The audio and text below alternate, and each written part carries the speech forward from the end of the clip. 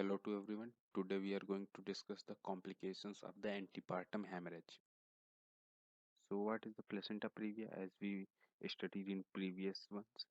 In this video, we are going to discuss the complications. And in this image, we can see one baby in the uterus with the normal placental attachment, and the second one is having placenta previa condition. Complication of the placenta previa, maternal complications. During pregnancy, antepartum hemorrhage with varying degree of shock is an inevitable complication.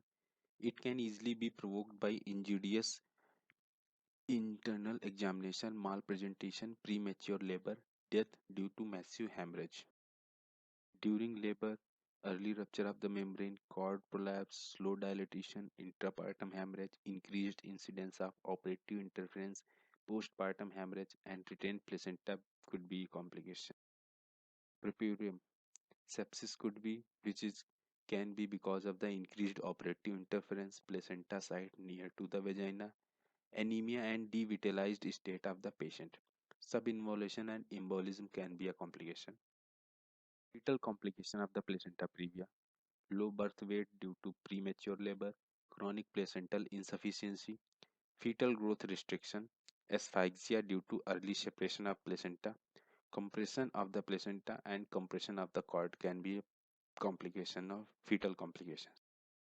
Intrauterine death due to separation of the placenta, maternal hypovolemia and shock, cord accidents, birth injury because of the increased operative interference, congenital malformation common in the placenta previa, maternal and fetal mortality and morbidity, placenta previa are significantly high. Now, what is the prognosis? Maternal case. There has been a substantial reduction of maternal death in placenta previa throughout the globe.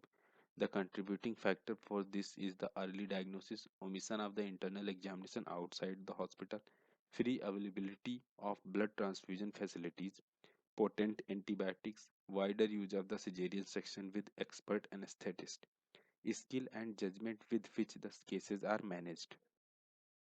Now, the fetal prognosis, the reduction in perinatal death is principally due to judicious extensions of the expectant treatment, thereby reduction in the loss from prematurity. The causes of death are prematurity, asphyxia, and congenital malformation. Now, what is the management for this? The first one is the prevention. Adequate antenatal care should be done. Antenatal diagnosis, significance of the warning hemorrhage, and color flow Doppler ultrasonography in placenta previa is indicated to detect any placenta accreta condition.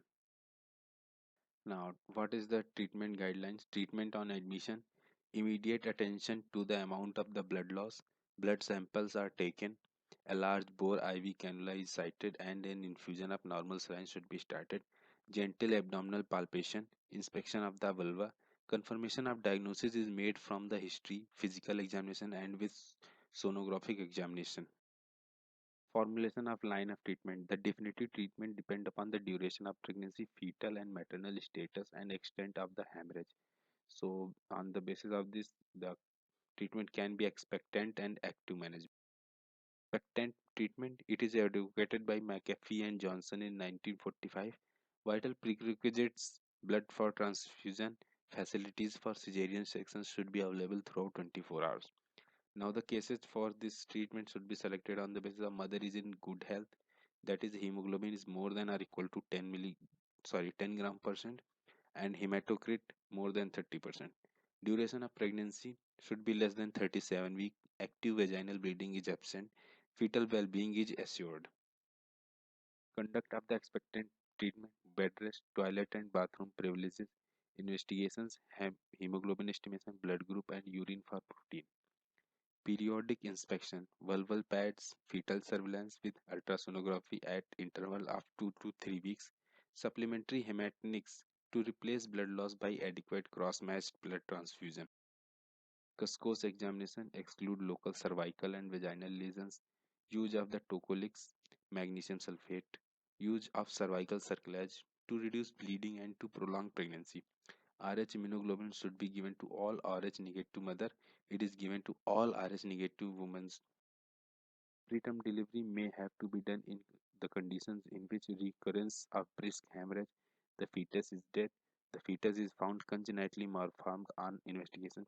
Steroid therapy is indicated when the duration of the pregnancy is less than 34 weeks for the lung maturation of the fetus. Active management.